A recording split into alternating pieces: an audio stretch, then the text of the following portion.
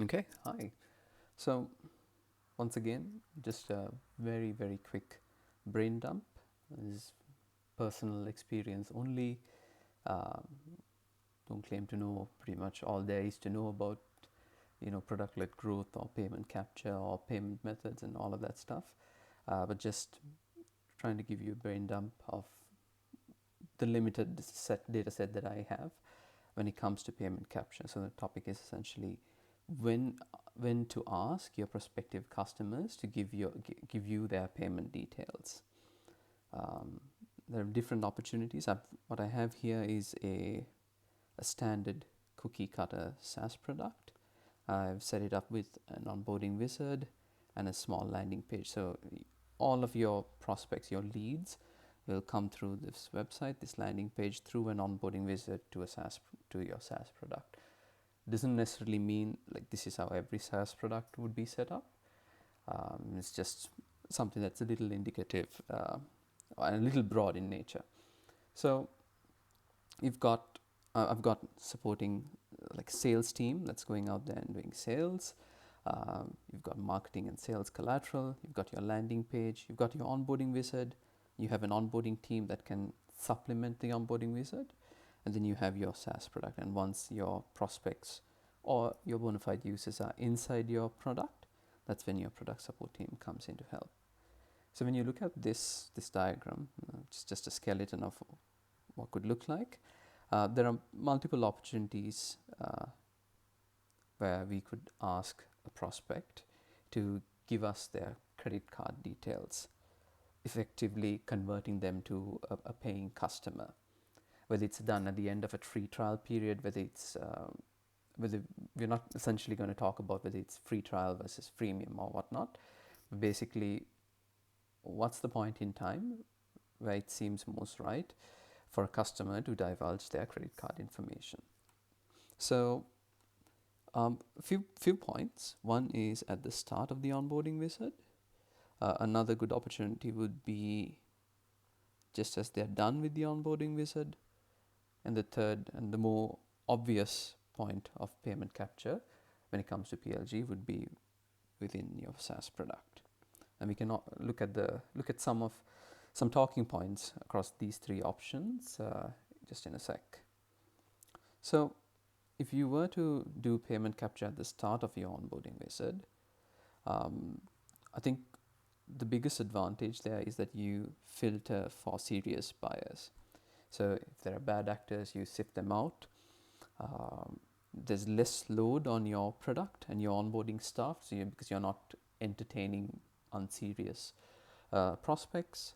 There's less resources spent on users that really won't convert, so that effectively improves your CAC. And this forms a bit of a barrier to entry. And this is one of the downsides actually. Well, it acts as a good filter.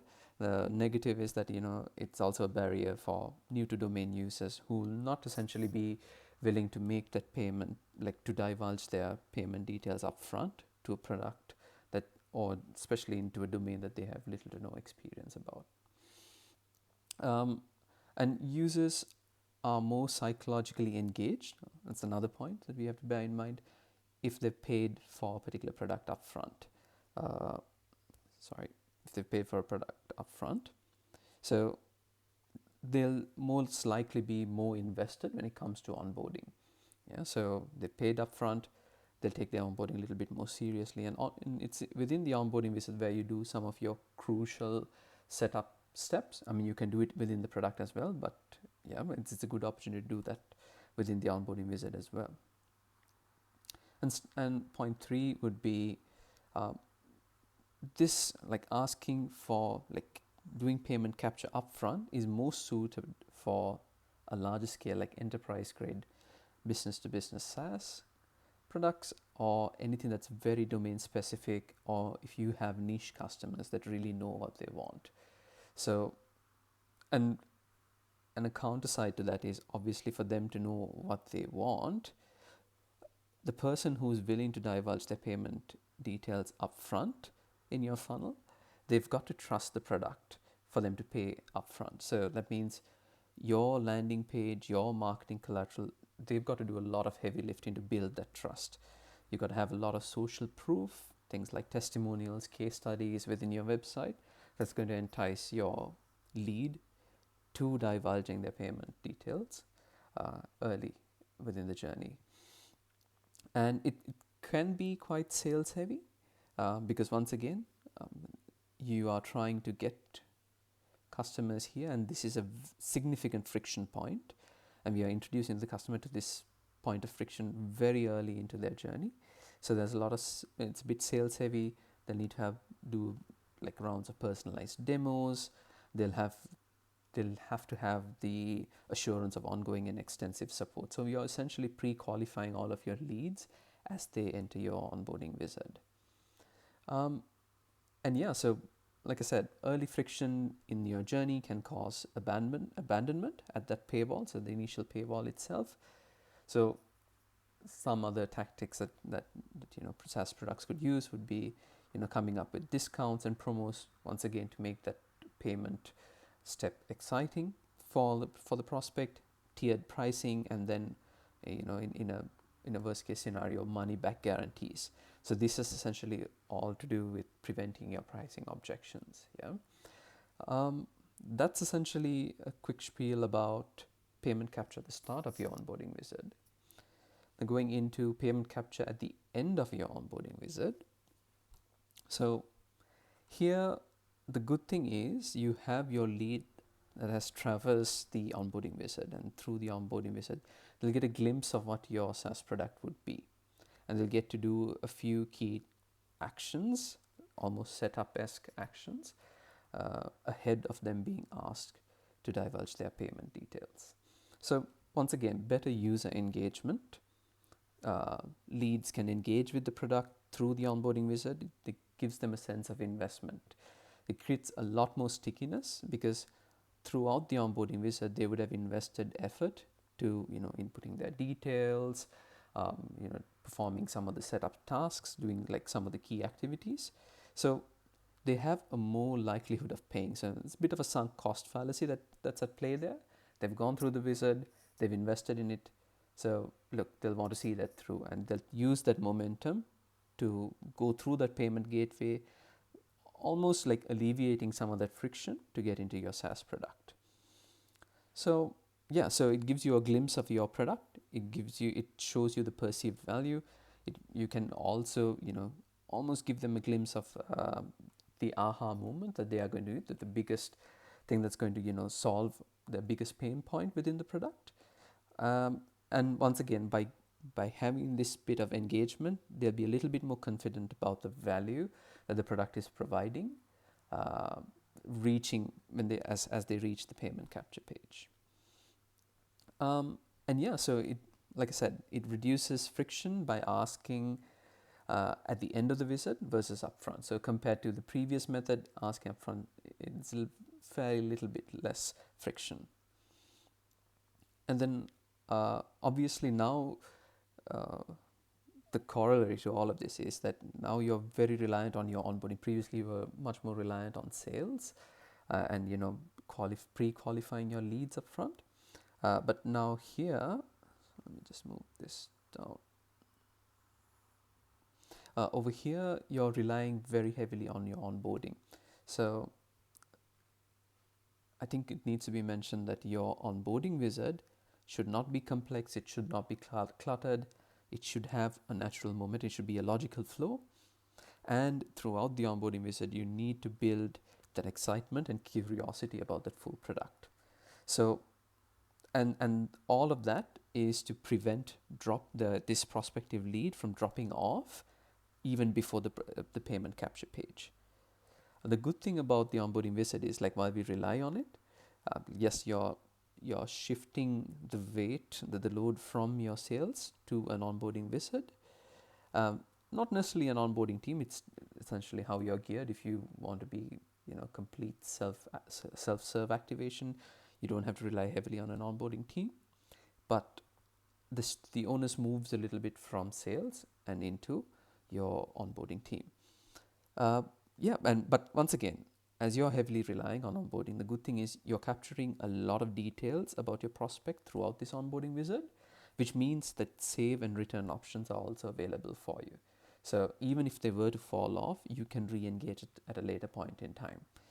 You can recapture lost leads by following up with the information that you captured here, and then better incentivize if you know that that price point was, or the pricing information was insufficient. Um, Yep, and then so having payment capture before entry into the product, you still gatekeep bad actors. You don't want nefarious people coming into the product and using the product in unnecessary ways. There were examples, personally in my career, where there were bogus accounts using a product that was used even for money laundering, and we had to stem that quite early. But yeah, so having this logic gate once again prevents bad actors from using the product. And yeah, so this form of payment capture is better suited for smaller B2B B2C SaaS, and it's essentially really good for price sensitive customers that want to essentially compare products. What does that necessarily mean? Like, your product has a very close competitor, you're looking at like almost a 50-50 market share. No, not market share, like both of you are vying for the market leader position, and that's essentially when you give your prospects a taste of your product and your pricing, and it allows them to make an educated decision on which product to go for. Yeah, that's just my 2 cents on payment capture at the end of your onboarding visit. And finally, something that I think we are most familiar with, this is like with product-led growth, having payment capture way out into the product. So over here, so you're effectively reducing friction compared to both those previous options where you had it at the start or at the end. You're now essentially having zero friction. You go all the way through your funnel and into your product. So your customers can directly experience the product. They're not time pressured. They're not gate kept, and it is great for SaaS products that are like really complex and need time for people to figure out. So they go into the product, they figure it out, they hit their aha moment, and hopefully they hit their aha moment. And by that, and after that, you ask you perform your payment capture. So yeah, once again, customers can experience their product directly. They get to try before they buy. It's the whole premise of value first and ask for payment later. All of this essentially leads to better conversion ratios. That's self-evident, I guess, when it comes to product-led growth. And also because you have the prospect living within the product, it gives you a lot of opportunities to nurture and re-engage, even if the prospect doesn't convert right away. Yeah, once again, you're casting a wider net. So you have like your funnel is much larger now because a lot of people can come in. You're not gatekeeping, which means a large number of leads, which means more opportunities for conversion. Incidentally, yes, you are giving a little bit of entry for bad actors, but we can solve for those. Yep, and onboarding. So now previously it was sales, then it was shifting towards the onboarding team. Now essentially it's about creating a really strong UX within your SaaS product. So that's how essentially the onus shifts. So your onboarding and your activation team still has a role. Like, they've got to be quick enough to make sure that, along in conjunction with the UX of your product, that your prospects get to their aha moment before the payment request happens. And you really need to have a very optimized conversion funnel. So constant nudges to the prospects that are living within your product to, hey, submit your payment details, so they essentially become a paying customer. So you got in-app messaging, you got upsell prompts, you got your call to actions, you monitor all of their engagement metrics within the product very closely, and then have all of these interventions at those critical junctures, so that there's a much bigger prevalence for them to share their payment details. So yeah, no guardrails leads for leads that enjoy the free experience. This is one of the downsides. Thing is, like, yeah, people come directly into the product, they can keep using the product.